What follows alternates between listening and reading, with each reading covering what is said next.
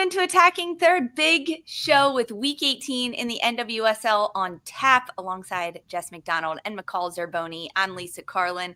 Ladies, what is up? McCall, how are you?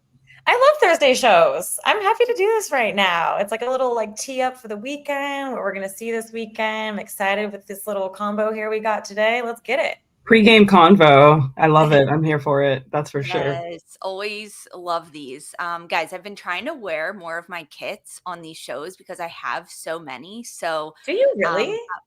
Yeah, I have so many, which is so fun. I love them. And I don't ever wear them. So I'm trying to wear them more on A3. So I'm rocking Barcelona today. Their cream colored away kit for the women. I love it. It's cute. Wait, is it out of passion or is it because you want to have different colors in your closet?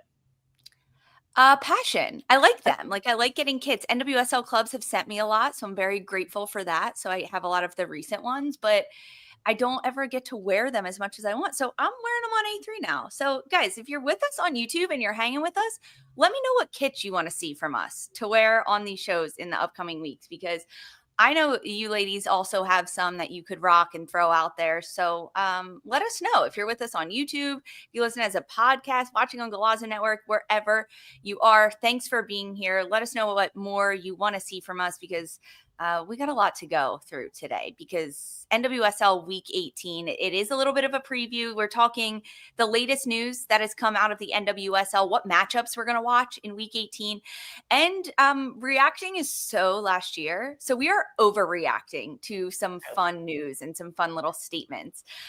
We are also so happy to announce that we are finalists in the People's Choice Podcast Awards, thanks to you all, the listeners, the people that watch us. But we can still use your help.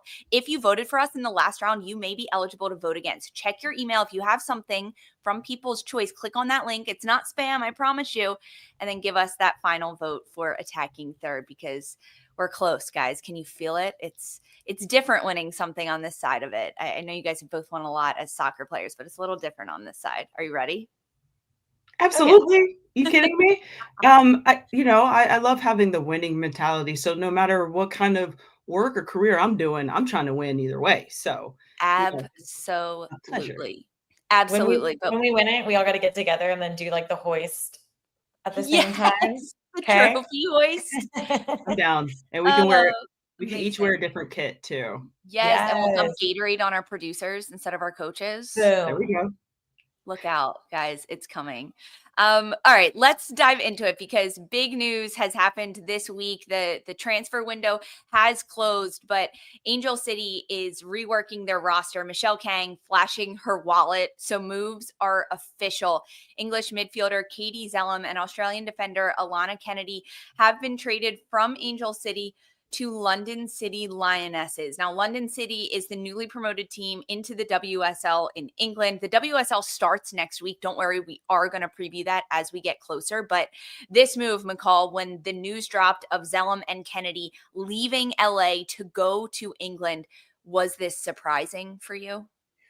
Well, I'm just imagining the conversation where they in the locker room keeking, hey, want to go to London, want to go to London, you know what I mean? Two players at once. Okay. No, but I think this is concerning for Angel City, because I feel like they've been having quite a revolving door lately, and they've been bringing in some talent that isn't hitting. So whether their scouts are, the recruits are, or is it the coaching, the training environment? And now they have a center back problem. With Alanna gone, she was doing a really good job back there, super steady on the ball, complemented Gordon really well with her pace and her power and her closing speed. And then Alanna was comfortable, calm on the ball with her technique and her distribution. They can get Megan Reed back, but there was a reason that Alanna Kennedy was playing over her. So I think the Sarah Dorson, that was Alex's idea. Strauss brought her in specifically. So we'll see, what her attributes are and how she pairs well with Sarah Gordon and how that's going to anchor them in the back.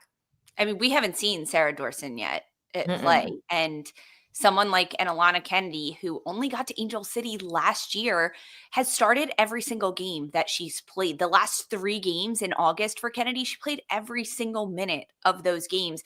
And I think what's really important about Alanna Kennedy is that she started this season higher up, playing in the midfield as more of a defensive midi when Savvy King was in the back line and available to play for Angel City. And as the team evolved throughout this year and styles and tactics and player availability, Alanna Kennedy proved to be a bit of a person that you could mold into different possessions. And her in the center back, way better than her as a defensive midfield player. I love her in that center back role. It provided so much defensive stability for Angel City. So I'm with you, McCall. Huge, huge loss for Angel City. And to top it off, she's a versatile player as well. So anytime you're losing a versatile player on your team, that's a huge loss. And obviously she was consistently getting the starts this season and bringing some of the most experience, into the game for Angel City FC. I think she's such a huge loss. So I do wonder how that came about for this move, because she was performing for this Angel City FC side.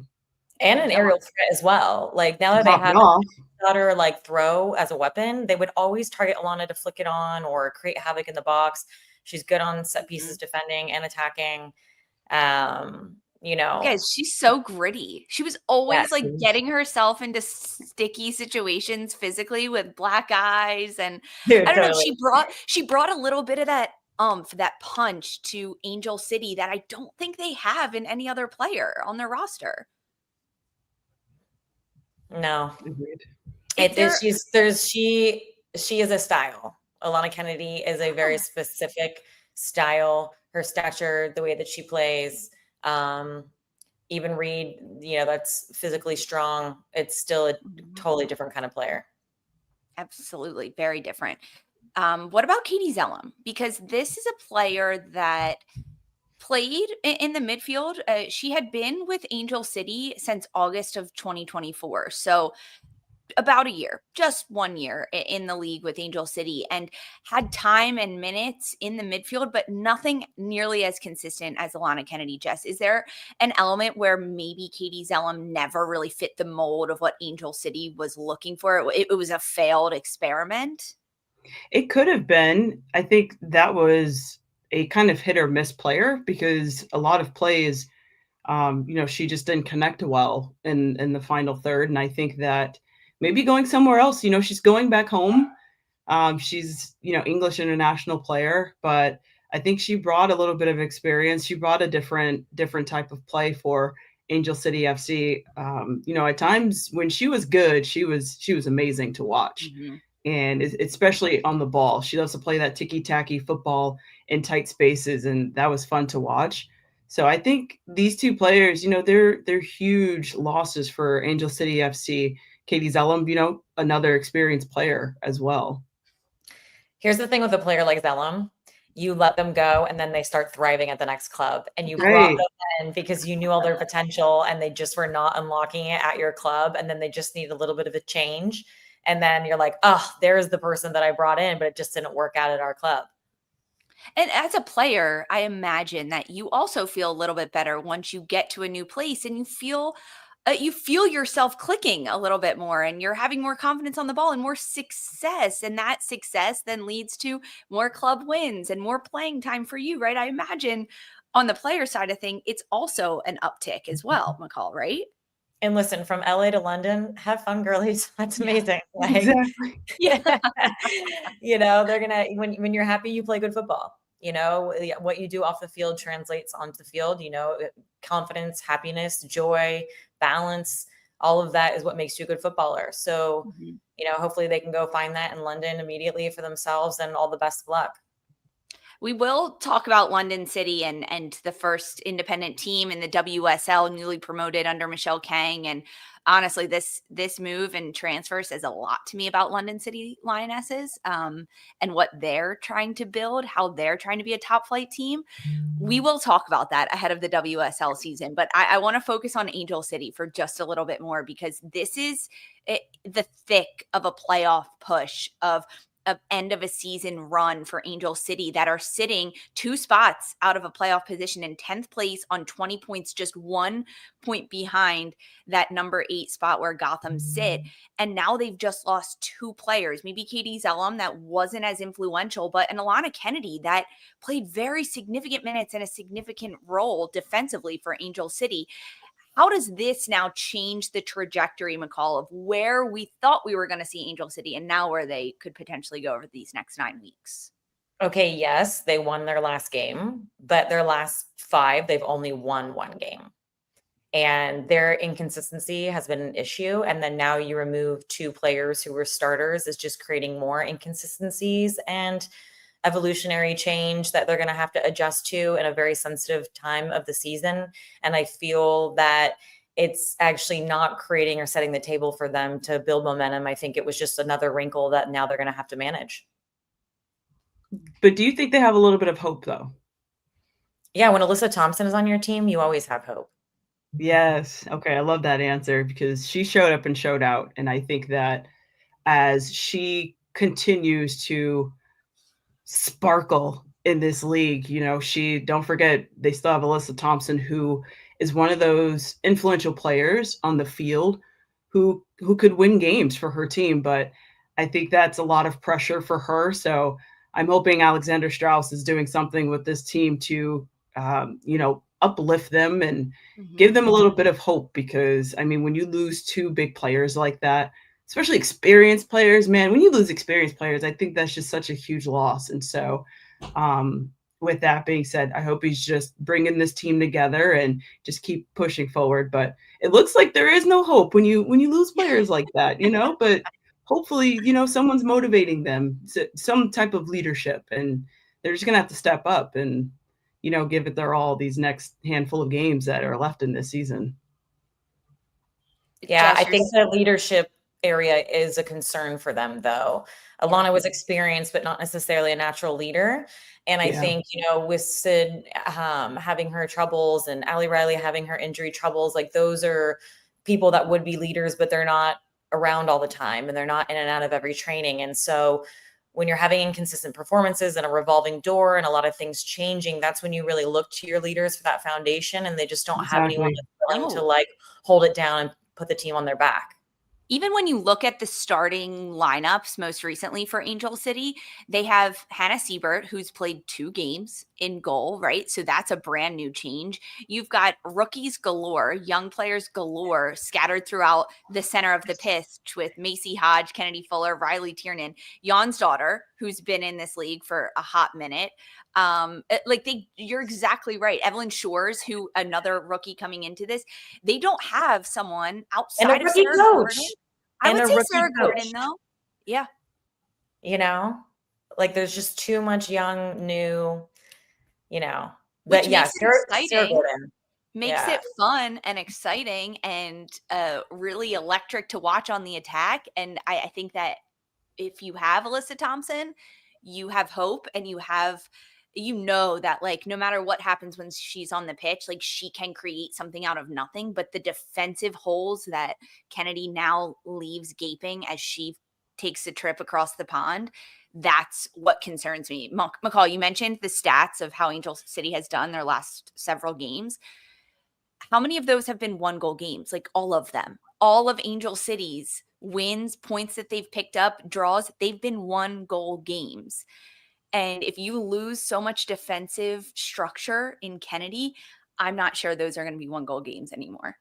Well, and what low scoring ability on a club says to me is that there's no synergy, no linking, no connecting. Everyone's disjointed. When you're flowing on all cylinders, you're popping in goals like it's ice cream in your mouth at night. Like it's just everything is flowing because y'all are so connected. But when you're disjointed, you're missing in the final third by inches, or a misunderstanding on the run with the pass, with the cross, with the finish. That's kind of what they're showing. That's why they're not able to score goals, or they're winning by just one goal differentials, losing or winning. Because they're just disorganized and disjointed right now. And Riley Tiernan, the rookie who was hot to start this year, has really cooled off. And I think that does have to do with some of the synergy. So a team in Angel City that is cooling off to a team that's getting hot, continuing to raise their level, because we had another huge trade. MaKenna Morris got traded from Washington Spirit to Racing Louisville. This is a really big acquisition in my mind for Racing Louisville. They sit 7th place, 25 points in the standings. They're coming off of an absolutely massive win at San Diego, 1-0, their first win ever at Snapdragon Stadium. And now they get another player in the mix in the front line for them. Is this, McCall, the move that Louisville needed to make at this point in the season? I'm psyched about this for Louisville because, first of all, now in the clauses in our CBA, the player has to agree to the trade. So that says that Mac Morris wanted to go to Louisville. And when you have players wanting to go to your club now, that's when it all starts rolling in, because performing players in this league are now looking at Louisville like a place that they want to go play. And it's because of what the players in Bev Yanez has done there to make a desirable environment. And, speaking with Bev earlier this week, she said she had her eye on Mac Morris since she entered the league. She loves the way she plays. She loves her energy, loves her passion, loves her commitment to defending.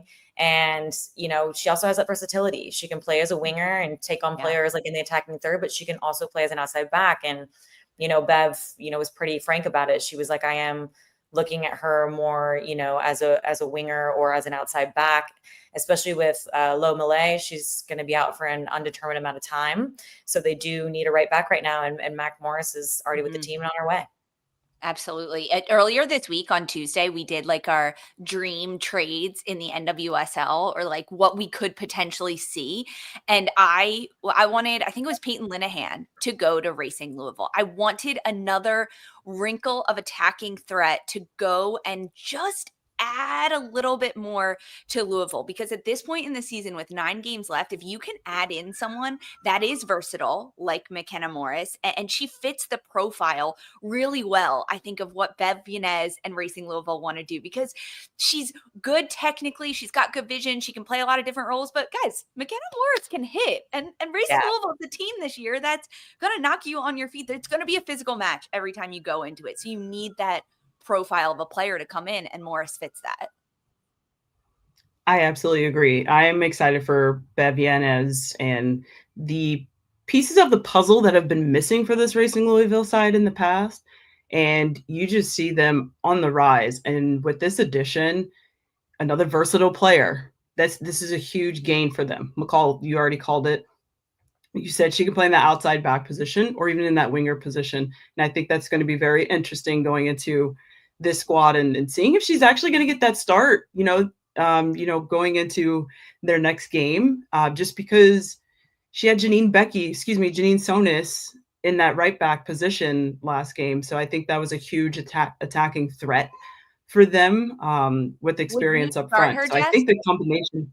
What'd you say? Would you start her, Jess, if you're Bev? I absolutely would. I would. Yeah. So then here's the bench Sonis? It's a delicate situation when you're the coach, right? Because you want to improve your roster.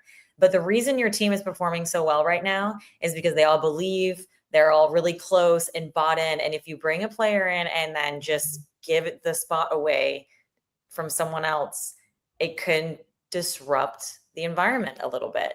It could, but it also couldn't. McCall, 2016 Western New York Flash. We got a big trade from Boston. Big trade. And they ended up winning the NWSL championship. Meshing well, she'll definitely mesh well with these players. I'm sure she has friends on the team. That's easy money. When you go to a new program, for me coming to join, so I could pass to you all day long. That was easy, man. I'm just saying. Yeah, I mean, I hope it works out. I mean, I think she's a great addition, but again, it's a delicate situation that needs to be managed from the manager, from the coach, and so we'll see. Is she going to start? I don't know.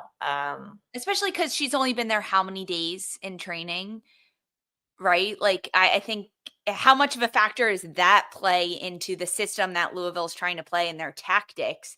Is it like, okay, we see how quickly they get on the same page, or is it, no, we're going to give them a week, come in off the bench, not right? Like how does a team and a coach find that balance? Yeah, she's a weapon to have regardless if she starts or not. And again, just Louisville adding more repertoire to options out of their roster and, bringing names into club and making people look and say, ooh, maybe I want to do that too. It's all positive in many ways. Yeah. The thing with Louisville, though, is they played really well against San Diego last week. Really well. So to me, I don't think you would want to ruffle those feathers, because Sonis did so well in that outside back position. Haas, the young rookie up top, she had a tremendous game. Sears played well. Like, there was just a lot of good chemistry last week for Louisville. And I'm not sure you would want to shake that up as quickly as this weekend, because Louisville plays Friday against Portland Thorns. Portland Thorns are also on the uprise. They're in 5th right now in the standings. We'll see. Only time will tell what kind of impact McKenna Morris makes on Racing Louisville. But those were the biggest trades that happened coming out of the trade window that closed August 25th. And that's it. That's the end of it. We'll see what happens. There still can be intra-league trades and transfers that happen between teams. Of course, we'll keep you updated here on Attacking Third of anything that happens. NWSL Week 18, it's coming up. So we're going to preview it and tell you who we have our eye on. That's next.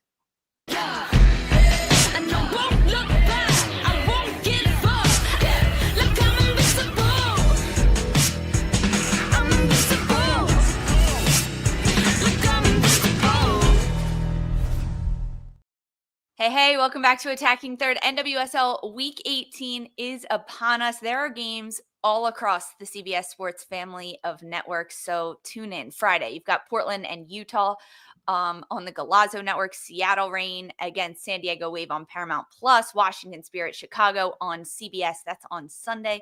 And then on Monday, Angel City taking on Houston-CBS SN. That's a 9 p.m. kick on Monday night. But really, we have to look at some of the games that have the biggest playoff races implications. And because when you look at the standings, guys, there are just 5 points separating 3rd place San Diego to 7th place Racing Louisville. It's stressing me out, McCall. I'm getting a little stressed out about this. I mean, think about this. I mean, all my eyes are on Louisville versus Houston. I want to see if Louisville can still hold what they're doing, because I think this game will say they're the real deal and they're going to make the playoffs. I think this is the game. If they get this win, it's like we're going to stay in this top 8. Now for the Dash, wow, if they win this, they literally jump into a solid playoff spot because they have 19 points at the moment. So with a win, they'll be right underneath Louisville. Yeah, Houston's only 2 points behind 8th place right now. Correct. So, and when they get 3, they'll be in 8th place. They'll be underneath Louisville. So this is the game to watch for me because there's so much riding on the line for both of these teams. And it's those 3 points are like you either fall really far or go up really high. And it's only 3 points. That's what, yes, we love the NWSL. That is what is so freaking fun about it. Just one win changes your whole opportunity to be in the playoffs and win a championship. Houston could do it potentially too. They're unbeaten in their last 4 with wins over Gotham and North Carolina. I think that is also one of the craziest concepts of the NWSL is that you could count a team out because of poor performances over a couple of weeks and inconsistencies, and then bam, they're right back in your face pushing for a playoff spot. And I'm here for it. I wish I had my heart rate monitor on because my heart's fluttering right now. It's making me nervous. I've got the nervous sweats over here. I think for Houston Dash, they've been on fire the second half of the season, and I think this is going to definitely be definitely a game to watch because of how close these points are. I can't even imagine being on these rosters right now with this type of pressure. I think this is a different kind of pressure because standings are so darn close, and just one game can change the entire trajectory of your season and being able to push that playoff position. It's nuts. That's like 6 teams that are in that in that bubble of being able to make it into that playoff spot. So this is the rest of the season is going to be a fight for all of these teams, and it's gonna be nuts. Jess, as a player, how much are you looking at the standings? Like if you're on Louisville or Houston, how much are you looking at the point swing, looking at the standings and what's to come? You know what? To be honest, I was never the player to look at standings. I never went online to see how other teams are doing. Like every now and again, I would know what place my team would be in. But most of the time, I really didn't know. I like to just show up to games, not psych myself out, show up to every game the exact same way. You know what I mean? Without putting any type of gossip in my head, any type of negative energy, like nothing. I didn't want anything to throw me off. So I was actually never looking at the standings. Sometimes we'd hear it in the locker room, but like most of the season, I really never knew, obviously like with Courage when, we were a darn good team. Of course I knew we were in first, but like, other than that, like I never looked at the standings ever. So I think going into these games though, Now, like if I were a player, you know, the news is out there all the time. And I feel like I would probably try and prepare the exact same way going into each game, licking my chops. Oh, okay. I'm going up against Emily Sonnet today. Okay, let's go. I know she's going to be in my face and I'll be back in her. So there's going to be something about players that you're going to match up with going into games. At least that's how it was for me going up against a certain central defender, outside back, you know, majority of the game. And I'm licking my chops like, oh, today it's going to be a fight. And so I hope that's the type of approach that these players are going to go in. But that's just Jess McDonald. So, McCall, what you think? I'm going to be honest. When you're winning, you don't look at the table. Yeah. You know exactly where you stand.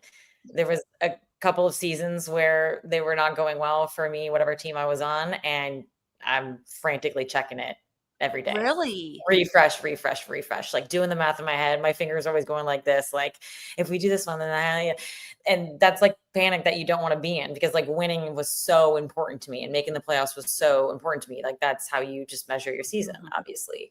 Because I was always like a team-centric, team-first player. I wasn't like, oh, how many goals did I score and how many minutes did I play? I was like, I'm getting this team into the playoffs. Like that was always my mentality. So I would always feel like a failure if I didn't lead my team into the playoffs. So that's kind of where I measured up. But it was always better for me during the seasons that you just win. You don't even need to check because you know you're balling. You're at least in the top 3. And seasons with Jess, our 3 seasons of the Courage, we only lost 1 or 2 games a season.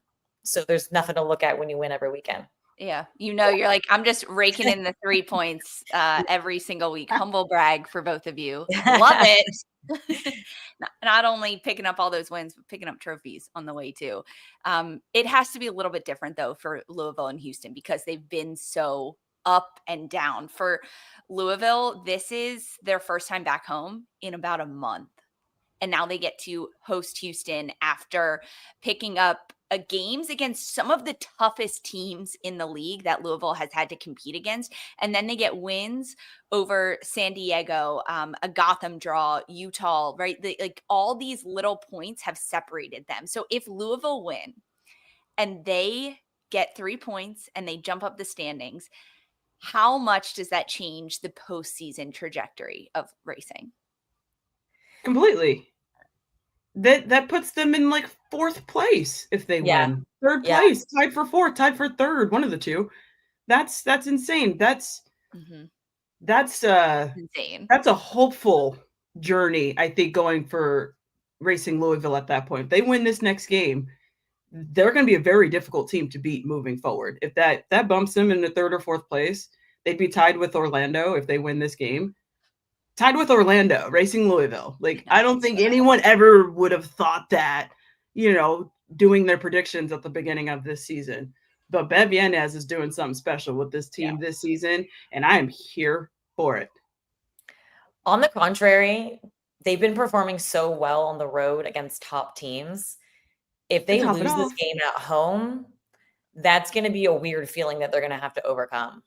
Because if you can't make your home field a fortress and a place that you dominate and win, you know, then that's going to be difficult for them for the next few games here because they're going to have a home stretch as well. And so they need to find their footing and those good feelings in front of their fans. Whereas, you know, maybe they had a mentality in the away games, like we're here to wreck this home up. You know, you don't know what the motivation is and the mentality going to play away teams. So they need to find their footing at home. This is going to be a huge home win for them. If they can get it, it sets the tone that will just elevate them. I mean, Louisville has done well at home. Right before the summer break, they took down Orlando, who was riding so high, and that was a shutout 2-0 win at Lynn Family Stadium. And then their last home game most recently was August 1st against Kansas City, and that is a game in which they fell 2-0. But Shield winners, to me, I put like a little asterisk next to that game, and I say, Racing Louisville, you were never going to win against Kansas City. So you know what? Now is your chance to do it against Houston at home. Okay, so that game is Friday night. We have a really big game Monday night that has playoff implications in it because based on how everything else shakes out between Friday, Saturday, and Sunday with Kansas City Current, the Current could clinch depending on the results that happen Monday night between Angel City and Bay. But Angel City and Bay can't worry about Kansas City. They have to focus on themselves. Angel City, they sit in 10th place. Bay is in 12th place, 3 points separating these two teams. Jess, is this make or break for Bay FC's playoff implications Monday night? 100%. I think they've been one of the most inconsistent programs since their inaugural season last year. They have the talent because we see it in some of these games. We've seen it in their wins that they've had this season. But there have been so many opportunities in front of goal that they create and do not score. That's their biggest issue right now. I think they have the depth defensively. They're a difficult team to break down, but I think obviously Washington Spirit, kind of smacked them around a little bit, especially in that first half. But Bay FC, they have to show up from the start of games because they have not started off these games very well. And so now they're playing catch up. And when they're playing catch up, they create all of these opportunities. Rachel Kundananji should probably be on the Golden Boot board with the amount of opportunities that she creates for herself. She puts in so much hard work, you guys. I mean, she'll blow past the entire back line with her speed, her technique, all of it. And now here's what's supposed to look like the simple part. It's not easy scoring goals, mind everybody. This is one of the most difficult things to do in football. But she puts herself in these easy spots in front of net, and it looks like a cross, inside of the 6, and she seems so indecisive in front of net. Rachel Kundananji is their leader this season, but she's just not capitalizing right now with her goal scoring ability. She's got it. We've seen her score bangers. We've seen her just shake and bake, get an assist. We've seen her do it, but she's been too inconsistent. So if Rachel Kundananji shows up for Bay FC will win. I like that you said that she's their leader, because there are moments watching Bay FC where I am so bought in on that. And I'm like, Rachel Kundananji is driving the force of this team. But then there are other moments where I feel like she doesn't have as much confidence in herself that I want from a leader on a team. And it is her indecision in front of goal. Guys, she misses, and the team as a whole for Bay FC, they miss like their easy chances. And the goals they do score are like hard, incredibly hard. Like, that's that striker when you're a midfielder, you're like, how many times do I need to give you the ball, sweetie? Like, let's do this, okay? Let's have a chat. Come sit down. And that's just focus. Go early to training, stay after, practice that execution in your opportunities. Mm-hmm. You know what I mean? Like, there's no good tries in this game. You do not get credit for a good try. You have to do a good job, and a good job is executing. And it's really difficult. And like for me, a zoom out lens of this match is a battle of the middles. And if you can't beat the middle next to you, then you're going to end up at the bottom. So this head-to-head right here is like, you need to beat the people you can beat, because you ain't beating Kansas City. You ain't beating Spirit. Right. You know what I'm saying? So you just leave the tops at the tops. So then you got to start beating the bottoms and the middles. And if you can't do that, then you're not going anywhere. Yeah, like you have to be picking up points that are off teams that are on either side of the standings of you. Mm-hmm. And that means exactly that for Angel City and Bay. Now, Angel City, we talked a bit about them at the top of this show because of the trades. They've lost Katie Zelem. They've lost Alanna Kennedy. They're going over to England to play with London City Lionesses. But under Alex Strauss, Angel City is coming off of their first win, and it was a big 1-0 shutout win over Orlando. What is the momentum, McCall, now that Angel City has to ride off of that game going into this game against Bay? Well, Orlando lost all its momentum. Like we're still talking about like Orlando, like that's an extremely difficult opponent and top side. They're in a weird way right now, and they're trending downwards. So for Angel City to get that win against them, yes, it was very important, but I don't think it was as huge as people are making it to seem, because they're just not a side ticking on all full cylinders that is difficult to beat right now. I absolutely disagree. This was a huge win for Angel City. Of course, points wise, but it's not like they're beating number one. I don't consider Orlando number one anymore. I haven't for the last 6-7 games. I agree that Orlando is not playing well, but this is a really big win for Angel City. On paper, mentally, what they're doing, how they were able to fight throughout this game, close it out with a late goal by Alyssa Thompson. That was a little bit heroics, a little bit of a team effort. I disagree completely, McCall. I think that game against Orlando changed everything for how Angel City can finish the rest of this season. Yes, no, I agree with the momentum Angel City's building. I don't agree with that. It was a massive win because the opponent was so difficult. They're not right now.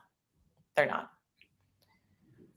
If I'm Angel City, though, I don't care about the opponent. I care about what I'm doing. Okay. So I'm like, no, I don't care about you, right? You could be at the top of the standings. You could be at the bottom. You're still the Shield winners. You're still the reigning But champions. also, Angel City, you're running out of time. It shouldn't matter who your opponent is. You got to beat everybody. Exactly. You've just got to, whoever's in front of your face that weekend, you've got to take care of it. Jess, what about you? I agree with both of you. See, here I'm Switzerland. See, because you know what? This is a huge win for LA. And with Alex Strauss's first game, I mean, big time for this brand new coach. And the reason why I say this is a huge win for LA is because Orlando is still the champions right now until someone else wins this season. And so I think that this will give LA a little bit of a spark moving forward. But McCall, like you said, they do need to continue winning. You know, they tooted their own horns here, beating Orlando, which was huge. And I was here for it. Alyssa Thompson banger, of course. But they have to keep it going. They have to continue getting 3 points, no matter who they're matching up against. I'm telling you guys, this was a change of the tide for Angel City getting that win over Orlando. We're going to see them. I hope you're right. I hope you're right. I hope so too. They're going to go on it. Okay, another big matchup this weekend. It is Sunday, 4 p.m. You can watch it on CBS. It is Washington Spirit against the Chicago Stars. Now, if you haven't been paying attention, you're probably like, Lisa, why does anyone care about this match? Washington Spirit are at the top. Chicago is just sitting in the cellar of the standings in 13th place. Hello, Chicago Stars have been playing spoiler week after week after week. And no, Chicago's not going to climb the standings and win the Shield, but they can take other teams out of contention. Chicago has drawn with North Carolina, Seattle, Bay, Gotham. They're undefeated in their last 4. Is Washington going to be the one that stops North Carolina in their run to destroy everything? Spirit has been funky, honestly. Like, I this was on my sheet before the game last week. I said Croy has to come alive. Like, Croy Bethune has had a very slow start of the season. They rely on her a lot. If that girl can get going, she's a piece that could elevate them to the remainder of the season and possibly a championship. And so her getting that goal versus Bay last week is massive for her to just open up, start getting her flow and her feels. And let's be honest, we love watching her. She's so creative. She's so fun. And when she has her confidence and her form, I think she's struggled getting her form back. Her knee took a lot longer than most of us expected. And that's challenging when you're a player and when you're out of the game for a while. You have to get your form back. And it only comes from, training and putting time in on the pitch with time. You can't rush it. So if she can unlock, she's gonna carry them very far. I love a Croy Bethune good moment. I love it. I think we're starting to see it. I think we could potentially see even more from Croy Bethune. I'm with you, though, that Washington has had some shaky moments as of late, right? Even their game last weekend, they dominated in the first half against Bay, right? They go up 3 goals, but then they allow Bay back into the game to score 2 goals. And if I'm Chicago, I'm like, oh, I've seen this film before. I can do that. I did that on the last 2 teams I played. Washington's going to fall asleep in the 70th minute. That's exactly when when Chicago Stars caffeine kicks in and they get going in the 75th. They're going to be like this. 2 different. Unless you're on a 3-hour heat delay, your caffeine is well gone out. True. I completely agree. I think Chicago is definitely going to be a very difficult team to beat moving forward. I think all of these comebacks, it kept us at the edge of our seats. I was in the studio working the Chicago game in Chicago when Alyssa Nair had scored. You know, I'm twiddling my thumbs in this first half. They're down 2-0 at half. Then they go down 3-0. And I'm in the studio being a color analyst, and I'm like, I have nothing to talk about. Like if they just score one goal, one goal, this whole game will change. And sure enough, in like the 72nd minute, here we go. We have ourselves a game, and then Alyssa Nair, just cherry on top. So I think this is the type of Chicago team that we have not seen this season. And that's just playing with a little bit of dog, playing with a little bit of fight. They have nothing to lose. They have nothing to lose. Ella Masser brought something out of them. You know, all of a sudden Ella Masser is, you know, interim head coach, and they haven't lost yet. And so but they'll be without her, Jess. Masser won't be on the sidelines for this match. She got another yellow card in their last game, so she's not there. Oh, see, I did not know that. Interesting. You guys, this is new news. I was today years old. You know, it's really neat. We're currently living in the NWSL upset era. I know. It's like everyone's just spoiling dreams and out here surprising people and snatching games back at the very last minute. NWSL is like known for extra time, stoppage time bangers. Like, don't turn your TV off, people. It's coming at the last minute. Can't sleep on it. No. It's so good. It is so good and so fun. And there's always new news happening, coaches suspensions, player trades and transfers, because just announced right now, guys, Chicago Stars have added a new player. Colombian international Ivonne, how are we doing it? Chacón? Ivonne Chacón, the Colombian international. This is a done deal. She is headed as a forward to Chicago Stars, €500,000 release clause, contract through 2027. I mean, the Stars are making moves getting a player like this that can just add more depth in the front line. Yeah. Here's the thing. I'll say she's worth it. She's fun to watch with Colombian on the international stage, but you just hope it translates. You just hope that her skills and attributes translate into the NWSL, because it is a very tricky, transitional, physical, challenging league that many who play around the world are just not used to when they come here. I just hope I hope she settles very well into this league also, because this league is a whole different beast. But this is a signing, and this is a player that Chicago's been needing. They've been needing a little more pizzazz within their roster. They've lost a few to some injuries. Shea Groom just broke her leg.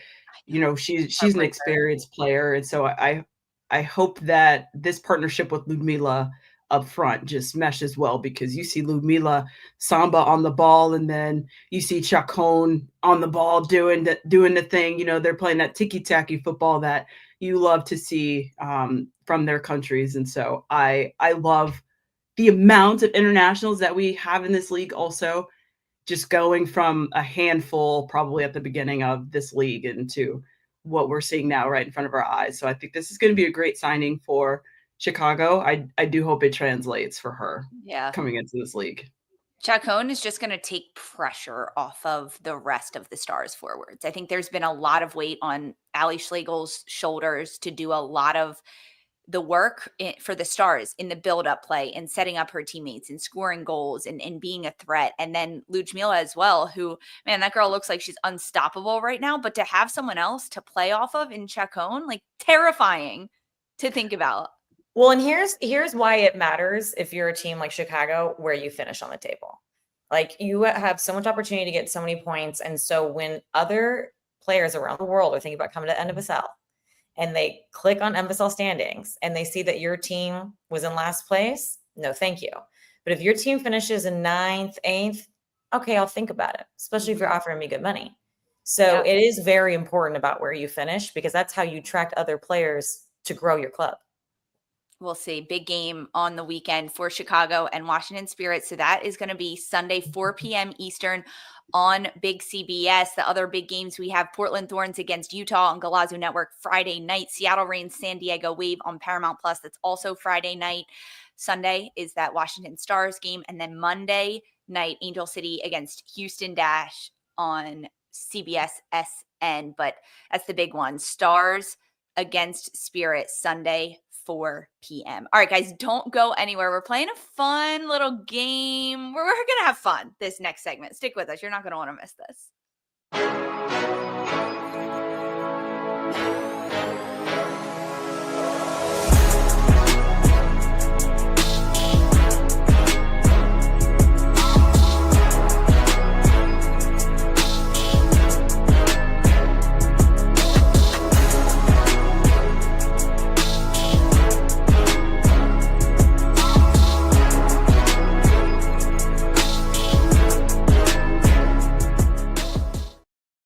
Hey everyone, welcome back to Attacking Third. You need to calm down. Taylor Swift lyrics, we're bringing them all out.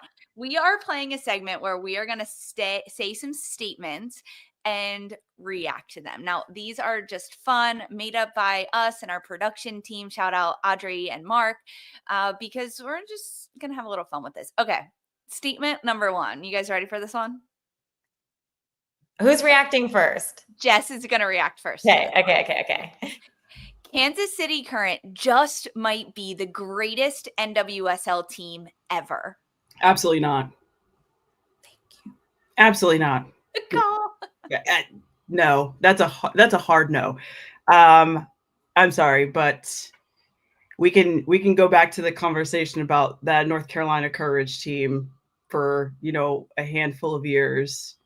I think that this is a dynasty of a club that will be very, very difficult to match up against when you're talking about history right now. I don't think any team has touched on North Carolina Courage yet. I thought Orlando kind of had it, but we're talking Courage, who's won a few shields, a couple championships, and that's a very difficult task to get done. And until a team pulls that off, then we can come back to this conversation, but that is a hard no. I agree, because we're saying the best team ever, not the best players on a team.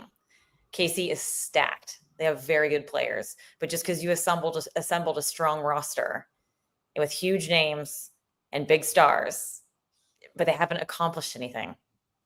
What if Kansas City wins the Shield? I mean, they're on track to win the Shield. They're going to win the Shield. If they win the Shield and the championship this year, I'll start to consider it, if they have a good season next year as well, winning a trophy, either a Shield. I think you got to go back to back on a major. But so that's a Shield or a championship back to back, because now you're the best team, because consistency for me is key. To me, that's a dynasty. A team is just one season and what you can do. That's what we're talking about here. Kansas City, the best team. If they win the Shield and the championship this year, they're the best team ever. So you think they're better than Orlando last year? If so? Yes.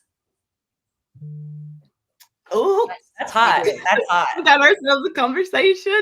Yes. I do. I think that Kansas City is more complete this year with what they've been able to do on the defensive side of the ball. Guys, they only have conceded 10 goals. They're almost at 10 clean sheets this year. That is through 17 matches? They're untouchable. They're untouchable right now. I hope they get the Shield and the championship. I'm trying to see this. I'm trying to see it too. It's got to happen. Yeah. Okay. All right. Let's switch gears. Let's talk about a team in England right now that has made some big moves. London City Lionesses will finish in the top 3 in the WSL, McCall. No. And the reason I say that is because the other top 3, the Chelseas, the Uniteds, they've been playing together for so long. Those rosters are solid, thick, and going to get great performances. Lionesses are, yes, building an insane roster that will compete, but they're all just getting together for the first time. Like, you have Aslani and Van de Donk in the midfield together. Like, that's insane. But it's a fever dream.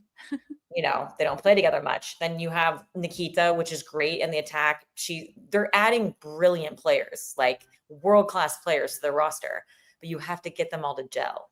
And I don't think it's going to happen fast enough to go against top sides that have been playing together since they were little girls, like a Chelsea. Chelsea, Arsenal, they also have to deal with all these cup competitions, the Champions League as well. A team like London City that's coming into this, they've got money behind them. they could break into the top half of the standings, not the top 3 though. The top 3 are just so rock solid. Chelsea's had 60 points last year, guys. I mean, It's insane. It's insane. Crazy. No, I don't think they're finishing in top 3. I'd give them top 5. Top I give 5. them top 5. I know we're talking top 3, not top 3, but I give them top 5 because they are stacked, and this is one of those teams that can gel well, and that's because of these experienced players. Don't forget how many experienced players are now on the London City Lionesses now, from Kosovadi Aslani, Alanna Kennedy now. Yeah. I mean, you can name a lot of that roster, and I think that they are stacked, and I think that with the experience that they have so far in this team, they're going to make a run for it. I think they're going to make it top 5. Needless to say, London City Lionesses won't be relegated again next year, but where they finish in the top 3, very unlikely. Let's come back to NWSL, the goal scorers. Ludmila will challenge for the Golden Boot, and she will win the Golden Boot at the end of 2025. Jess? No, she's not going to win the Golden Boot. I think that she'll squeak very, very closely to it. I think she's going to be off by like a couple goals, maybe a goal or 2. But I think she'll be neck and neck with Esther and with Shawinga. So I think she can make it into that top 3 spot, but I don't think she's going to win Golden Boot. McCall? I say no also. She's going to bang in more goals, and she might even tie them. She has 8. The top is 11 right now, but she does not assist. And when the tiebreaker is assists, and she ain't going to get any assists. So she'll keep scoring for sure. Temla's going to run away with this in my eyes. She already has 11. She's caught up to Esther. Ludmila, she scores in spurts, and she scores awesome goals when she does, but it's only in spurts, and she's also on a pretty tough team. Yeah. But Ludmila is one of those players, when you get the ball, she just runs with it at her feet, and it's all about Ludmila. She's not picking her head up, looking for a pass. And she'll dominate, and she'll score more goals, and she'll take players on and shred defenders. But at the end of the day, she's not going to get that extra edge in the A column that would do the tiebreaker for Golden Boot. All right, let's do another one. The 2019 Women's World Cup squad would wipe the floor with the 1999ers, Jess. We're going to you for this one. Absolutely. Yeah. I mean, if I'm choosing, 2 players who would go up against each other in the midfield, Michelle Akers against Sam Mewis, I'm taking Sam Mewis all day. All day. I'm sorry, but there's no one near Roosevelt in the midfield. We had Tobin Heath. We had Megan Rapinoe, Alex Morgan. I mean, Crystal Dunn, Becky Sauerman, Abby Dahlkemper, Alyssa Nair. There's no way. Kelly O'Hara? If you go player for player, like in every position, like 1v1 matchups all day long, 2019 World Cup, but also the game is just getting better and faster and quicker every 5 to 10 years. Like, next 2 World Cups, we're going to look back and say this team would possibly be the 2019 team. But the only reason I would defend that is because I think 2019 was the last great era where we had sophisticated, experienced players that executed on the biggest stage. Like that was the age group where everyone was like in their late 20s, 30s, had a shiz ton of experience, but still were young, sprightly, and were still in their prime. Whereas I think the teams that are going to come now are going to be very young and inexperienced. So there's going to be a balance of mistakes and sophistication on the field. So if you did the 1v1 battles, I think the 2019 will still take the next 2 World Cups. Thank you. That felt like a compliment, McCall. So I'll take that, my friend. I mean, come on. And then look at the depth and just the variability and the attack. I would just come on and just destroy everybody in the last 20 minutes of every game in the 2019 World Cup. You're telling me now I got to defend her and I'm already my head is already spinning for the rest of your players. Think about that. That's crazy. I would pay so much money to see that game. So much money Yeah. to see that game happen. Okay, last one, a fun one. Bend It Like Beckham is meh. Okay. The movie? The movie. It is okay. McCall, listen. you need to calm down. That movie is fantastic. I kind of do. Listen, it put soccer on the map in America. Like, Bend It Like Beckham. Anytime, I don't know if this happened to you guys when you were young. It's like, oh, I play soccer. They're like, oh, you bending it like Beckham? I'm like, okay, yes, no, thank you so much, but no. But that changed the history and people to wake up towards football here in America. But is the movie that great? Yes. I mean, Yes. a girlie who has never played soccer in her life was playing the main role. Let's be honest. Like, it was a little soccer awkward. was trash. It was I'm a sorry. little awkward. But Yeah. soccer was trash, but that's not the whole concept of the movie. It talks about social norms, cultural identity. They tackle sexism in sport, the immigrant experience. McCall, this movie touches so much, and it's just looked at through the lens of soccer. It is the best movie, best soccer movie. You can't unsee Keira Knightley running on her toes like the whole game. It's just like, oh, girl, make some contact with the floor, please. Push. Yeah. Lock your ankle, please, when you kick the ball. Please. Please. Lock, for the love of God. Oh my gosh. Lock your ankle. Oh my gosh, that's absolutely hilarious. I'm not saying the soccer is top notch in this movie by any means, but the movie in general. No, it did everything for our sport. Absolutely. It did. Fantastic. Yeah. We even got a Victoria Beckham and David Beckham cameo when they're in the airport and they're walking across like the catwalk over the terminal. Like, guys, we even get the superstars in it. This movie has everything. Yeah. I will fight this until the cows come home. Wow, that was really fun. That was really fun. That was. I enjoyed that. Guys, thanks for hanging with us today. McCall, Jess, this was fun. Anything you want to leave the people with before we say adios and we see them on Monday? Racing Louisville gets 3 points this weekend. They're going to bump up the table. I'm manifesting it for Bev Yanos. You know how people say, like, on the record, off the record? Like, unfortunately, our job, everything's on the record. We're going to clip that if you're right or wrong. Just clip it. Clip it. Clip it. Pressure's a privilege. I'm here for the pressure. Let's go. I'm texting Bev right now as we speak. Come on, sister. Here we go. Better win. My analyst reputation's on the line for this one, Bev. All right, guys, thank you so much for hanging with us, for listening, for watching, joining us on YouTube and Golazo Network. We so appreciate you. Monday, we're going to be back immediately following Angel City against Bay with a full Week 17 recap, our weekly best 11. As always, we always do that for you. So tune in. I think that's 11 p.m. Eastern, as soon as that final whistle blows on Monday night. We'll see you then. Thanks, everyone, so much for hanging with us. For Jess, McCall, Audrey, and Mark, I'm Lisa. This was Attacking Third.